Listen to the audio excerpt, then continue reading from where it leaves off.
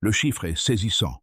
En moins d'un an, plus de 72% du territoire burkinabé est repassé sous contrôle national, alors qu'il n'était qu'à moitié sécurisé 6 mois plus tôt.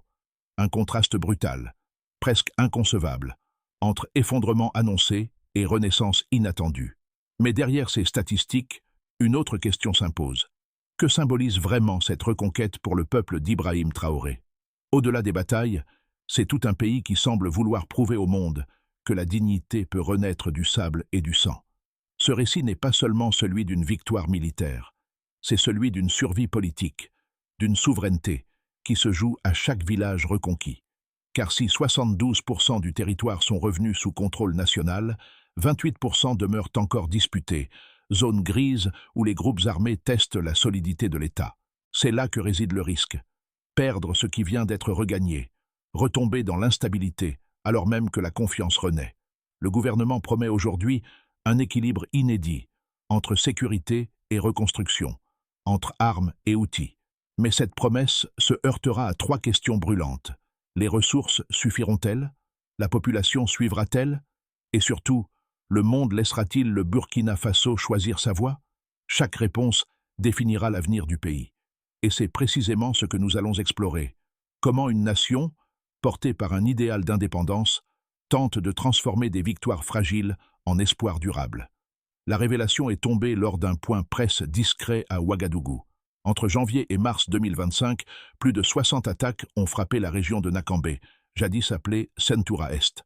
Et pourtant, quelques mois plus tard, ces mêmes villages rouvrent leurs marchés, leurs écoles, leurs routes. Ce renversement brutal n'est pas un miracle, c'est une méthode. Sous la houlette d'Ibrahim Traoré et du Premier ministre Remalba Ouedraogo, l'État burkinabé a changé de posture. Au lieu d'observer la guerre depuis la capitale, il s'y est plongé, au cœur des terres meurtries. Le camp du général Tioko Margaro, à Tenko, est devenu un laboratoire de coordination entre armées régulières, volontaires VDP et responsables civils. C'est là que la stratégie a basculé. Ne plus attendre l'aide extérieure, mais compter sur les fils et filles du pays. Les résultats se voient dans les gestes simples.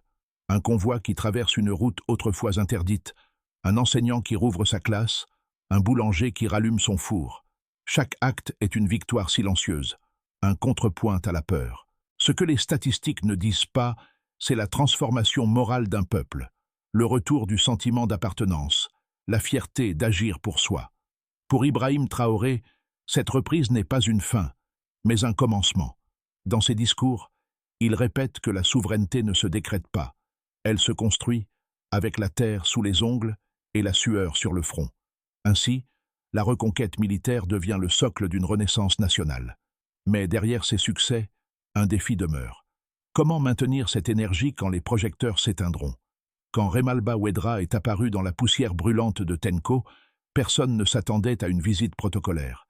Il portait l'uniforme de terrain, non la veste du pouvoir. À ses côtés, des soldats, des ingénieurs, des enseignants, les mêmes qu'il avait juré de soutenir lorsque le pays vacillait. Cette image, filmée par les télévisions nationales, a circulé bien au-delà des frontières. Un chef de gouvernement marchant dans la boue avec ses troupes. Dans le camp du général Tioko Margaro, il n'a pas parlé de victoire.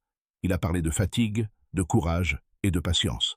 Puis il a ouvert un dossier, le plan de reconstruction des villages de Nakambé. Les premiers projets étaient modestes, un puits, un dispensaire, un pont. Mais dans les yeux des habitants, on voyait la bascule. L'État n'était plus une voix lointaine, il avait un visage, une présence. Un soir, dans une école rouverte, une institutrice a dit devant les caméras « Je n'enseigne pas pour un salaire, j'enseigne parce qu'ils sont revenus ». Cette phrase a fait le tour du pays. Elle a transformé une opération militaire en symbole collectif. Sous l'impulsion de Ouedraogo, la reconstruction a cessé d'être une promesse. Elle est devenue une pratique quotidienne, un engagement partagé. Et c'est là que tout change. Le leadership s'incarne quand la distance disparaît. Tout commence à l'aube, dans le camp de Tenko. Les moteurs des blindés grondent, les radios crépitent. L'ordre vient de haut. Reprendre Nakambé, colline par colline. La contre-offensive est lancée. Dans les premières heures, le silence des vallées se brise sous le vrombissement des drones. Le ciel appartient à l'armée burkinabé. Au sol, les volontaires VDP guident les unités régulières à travers les pistes piégées. Chaque village repris devient un poste d'appui. Chaque drapeau hissait un message. Le pays se relève. Les insurgés ripostent. Ils connaissent le terrain. Mais cette fois, l'armée avance avec un avantage nouveau. La coordination. Le centre de commandement, installé à Tenko, relie en temps réel les drones, les patrouilles et les sections de soutien. À midi, la première ligne d'ennemis cède. Les pertes sont lourdes, mais la progression est constante. Au même moment, à Ouagadougou, Ibrahim Traoré suit la bataille depuis une salle de crise improvisée. Il ne commente pas, il écoute. Autour de lui, des cartes, des flux vidéo, des rapports chiffrés. Pas un mètre à reculer, dit-il simplement. Cette phrase, transmise par radio, devient le mot d'ordre du jour. Le soir tombe sur Nakambé. Les unités franchissent la rivière qui séparait la zone libre du territoire ennemi. Les habitants sortent de leurs maisons. Certains pleurent, d'autres chantent.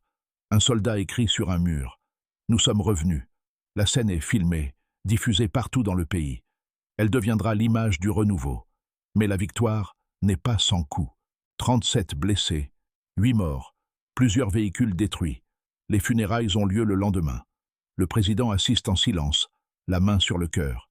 Il s'incline devant chaque cercueil, puis déclare « Ils n'étaient pas des héros de hasard, mais des artisans de liberté ».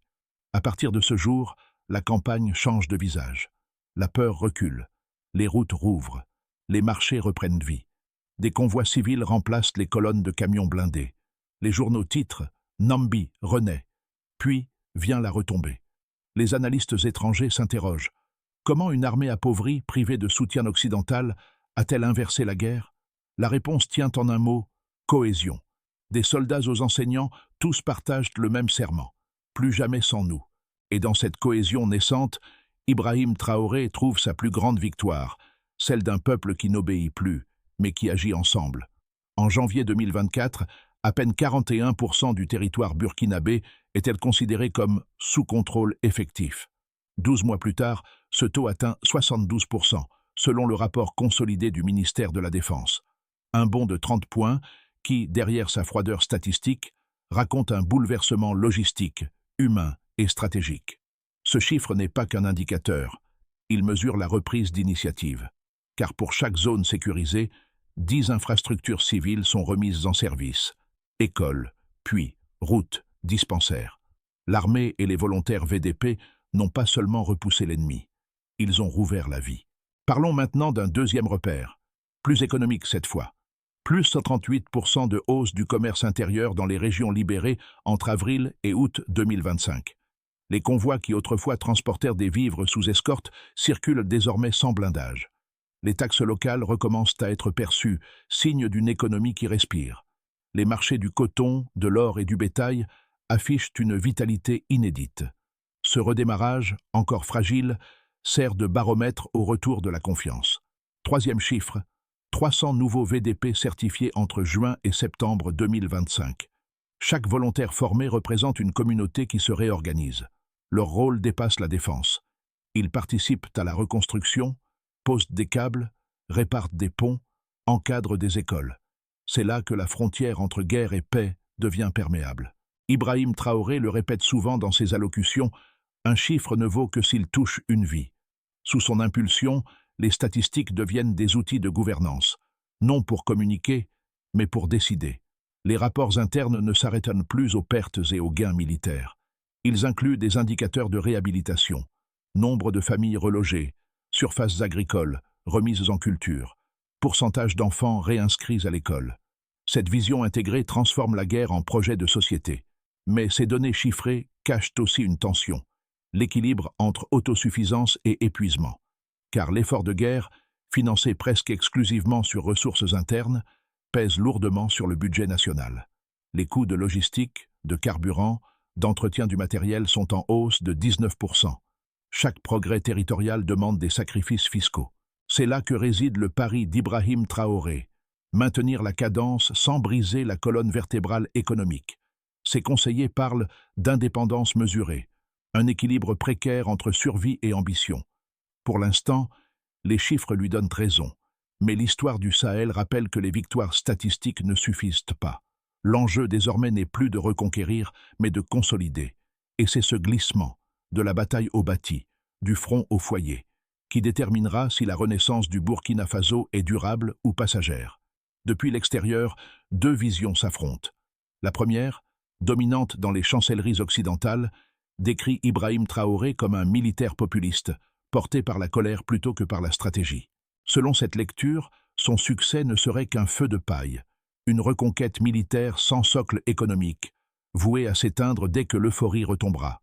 La seconde, plus nuancée, venue d'universitaires africains et d'anciens diplomates, y voit au contraire un modèle émergent, celui d'un État qui assume sa sécurité et son développement hors tutelle. Il rappelle que les précédentes interventions étrangères n'ont stabilisé aucune zone durablement et que la dépendance assurée n'a produit ni paix ni prospérité. Face à ces visions opposées, la réalité du terrain tranche. Les chiffres parlent, 72% du territoire contrôlé, 300 volontaires supplémentaires formés, 38% de reprise du commerce intérieur. Aucune puissance extérieure n'avait obtenu un tel résultat dans le même laps de temps. Les observateurs des Nations Unies eux-mêmes, initialement sceptiques, reconnaissent désormais une organisation locale cohérente et réactive. Ibrahim Traoré ne nie pas les critiques, il les utilise. Lors d'un discours en août 2025, il a déclaré « Ils disent que nous sommes seuls, c'est vrai, mais nous sommes debout ». Cette phrase résume son pari. Prouver que la souveraineté n'est pas un isolement, mais une responsabilité assumée. Ses détracteurs dénoncent un risque d'autoritarisme.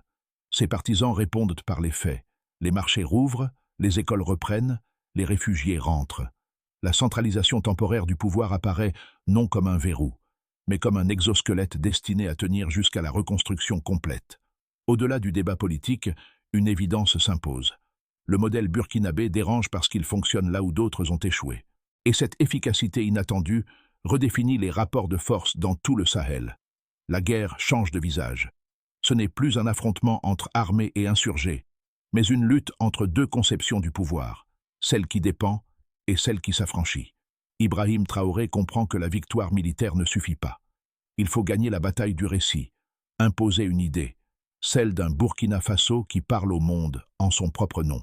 C'est à ce moment que le gouvernement crée un service inédit, la cellule de communication souveraine. Objectif : contrer la désinformation étrangère, produire ses propres images, raconter ses propres succès. Pour la première fois, les campagnes médiatiques occidentales trouvent une réponse structurée, organisée, nationale. Les vidéos des reconstructions, les discours des volontaires, les scènes de vie quotidienne deviennent des armes symboliques. La perception change. Là où l'on parlait jadis d'un régime isolé, on évoque désormais un mouvement panafricain. Des portraits d'Ibrahim Traoré apparaissent à Bamako, Niamey, Conakry. Une idée circule.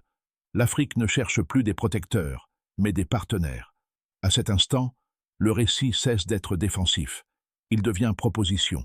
Les effets de la reconquête ne se mesurent pas seulement en kilomètres gagnés. Ils se lisent dans les visages, les échanges, les habitudes qui reprennent. Et derrière chaque indicateur, une transformation silencieuse s'opère. Commençons par le niveau national. Au cœur du Burkina Faso, l'administration renaît. Des gouverneurs reviennent dans les préfectures désertées, les tribunaux rouvrent leurs portes, les écoles enregistrent une hausse de 26% des réinscriptions. Le ministère de l'Agriculture relance les coopératives locales, liant sécurité et autosuffisance. Ibrahim Traoré insiste, une armée seule ne nourrit pas un pays. Ainsi, chaque opération militaire s'accompagne d'un volet civil. Chaque village libéré devient un chantier. Passons maintenant à la diaspora burkinabé. À Paris, Abidjan ou Montréal, les Burkinabés redécouvrent une fierté qu'ils pensaient perdue. Des collectifs se forment pour soutenir les projets de reconstruction, envoyer du matériel, investir dans les coopératives. Les transferts de fonds, en hausse de 12% sur 6 mois, ne sont plus perçus comme de simples aides familiales, mais comme des actes de souveraineté économique. Cette diaspora, autrefois silencieuse, devient la caisse de résonance d'une Afrique qui se réinvente. Parlons aussi de la société civile et des jeunes. Dans les villes comme dans les campagnes, l'initiative locale explose. Des groupes de jeunes organisent la protection des marchés, la surveillance de nuit ou la remise en état des routes. Des radios communautaires diffusent les informations officielles pour couper court aux rumeurs. Ibrahim Traoré a compris que la sécurité ne se décrète pas, elle se partage. En plaçant les citoyens au centre, il transforme la défiance en engagement. Le sentiment collectif, Ce pays est à nous s'impose peu à peu sur la peur. Enfin, évoquons l'impact régional et sahélien. Au-delà des frontières, la dynamique fait tache d'huile. Le Mali, le Niger, la Guinée observent et imitent. Des patrouilles conjointes apparaissent, des projets d'infrastructures traversent les anciennes lignes de fracture. L'Alliance des États du Sahel, AES, prend forme concrètement. Mutualisation du renseignement, échange de formations, construction de routes stratégiques. Ce qui n'était qu'un pacte devient une architecture régionale. Au final, les observateurs internationaux l'admettent à demi-mot. Le modèle burkinabé existe désormais. Et s'il dérange, c'est parce qu'il montre une voie possible. Pour la première fois depuis des décennies, l'Afrique de l'Ouest se regarde dans un miroir qui n'est plus importé. Et dans ce reflet, le visage d'Ibrahim Traoré incarne non un chef d'État, mais une transition, celle d'un continent qui se redresse. Imaginons d'abord un scénario de base, celui de la consolidation vigilante. Si la tendance actuelle se maintient, le Burkina Faso entrera dans une phase de stabilisation progressive. Les forces armées poursuivront le nettoyage des zones résiduelles, tandis que l'administration civile étendra son maillage. Les indicateurs économiques continueront d'évoluer positivement. Production agricole en hausse, commerce intérieur relancé, retour des services publics. Mais la vigilance restera la clé. L'équilibre obtenu demeure fragile. Une mauvaise récolte ou un incident frontalier pourrait rallumer les tensions. Le gouvernement cherchera alors à renforcer la coordination avec ses voisins maliens et nigériens, transformant la défense en coopération régionale. Considérons ensuite un scénario optimiste, celui de la transformation accélérée. Dans la meilleure hypothèse, la dynamique actuelle s'amplifie. Les chantiers civils se multiplient, les coopératives agricoles deviennent rentables et la confiance attire les investisseurs africains. Ibrahim Traoré parvient à articuler une diplomatie du résultat, ni alignement, ni isolement. Le pays se positionne comme tête de pont d'un Sahel souverain, moteur de l'AES. Le modèle d'autonomie défensive et économique inspire d'autres nations du continent. Ce scénario repose sur un facteur intangible, la cohérence interne. Maintenir la même énergie sans la transformer en rigidité. Enfin, n'excluons pas un scénario pessimiste, celui de la fatigue et du retour de l'instabilité. Le pire n'est pas exclu. Un ralentissement de la production, l'usure des troupes ou une pression internationale accrue pourrait fissurer le consensus.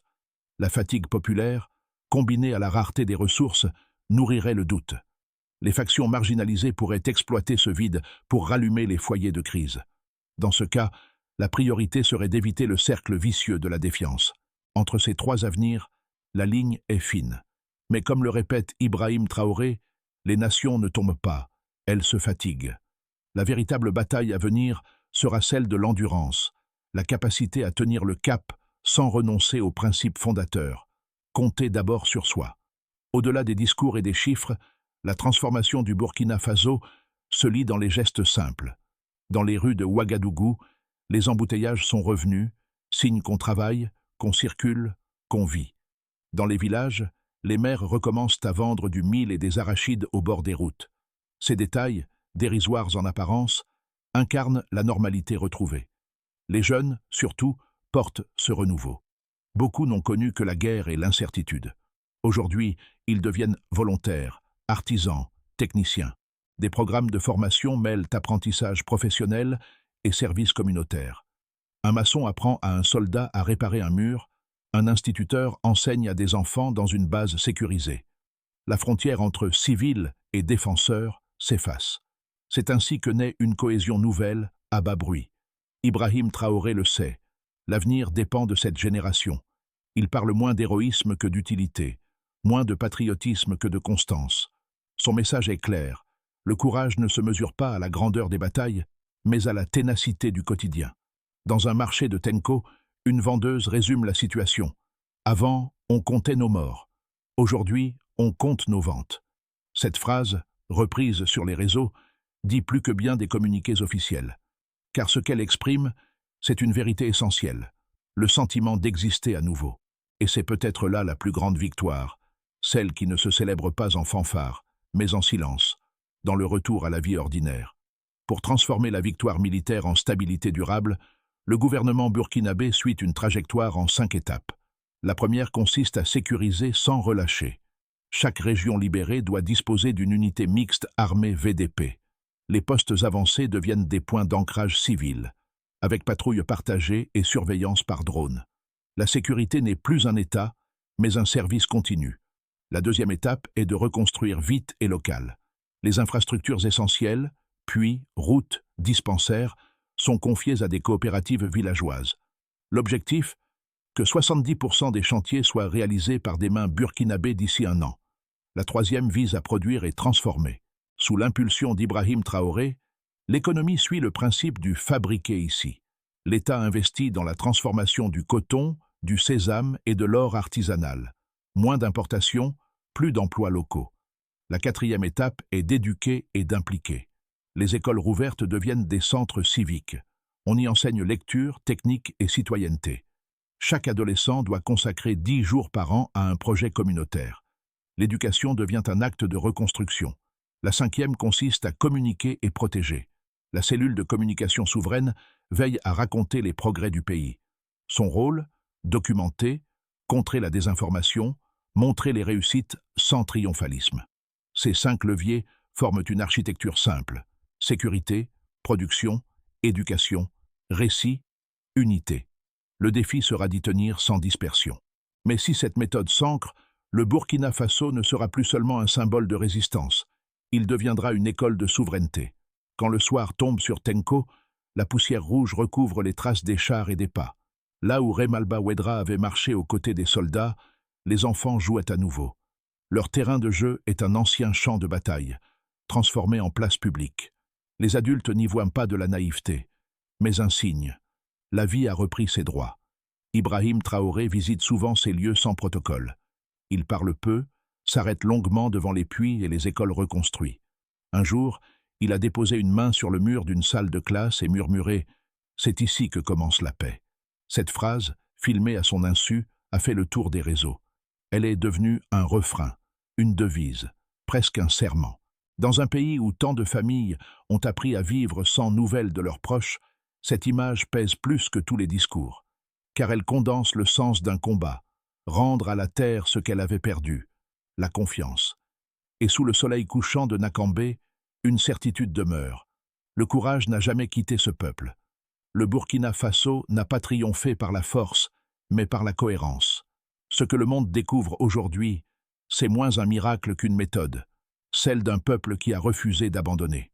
Sous Ibrahim Traoré, la souveraineté a cessé d'être un mot politique. Elle est devenue une discipline collective, un apprentissage quotidien.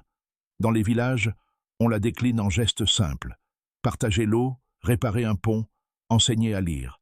Dans les villes, on la vit dans la patience, celle d'attendre la pluie, de bâtir lentement, d'espérer sans dépendre. C'est cette endurance tranquille qui impressionne autant qu'elle dérange. Car ce qui se joue ici dépasse les frontières du Sahel. C'est une leçon adressée à tous ceux qui croient que les petites nations doivent attendre leur tour. Le Burkina Faso répond autrement, « Nous faisons déjà notre tour ». Alors, à ceux qui regardent cette histoire de loin, une question demeure. Et si la liberté commençait, simplement, par le fait d'y croire ?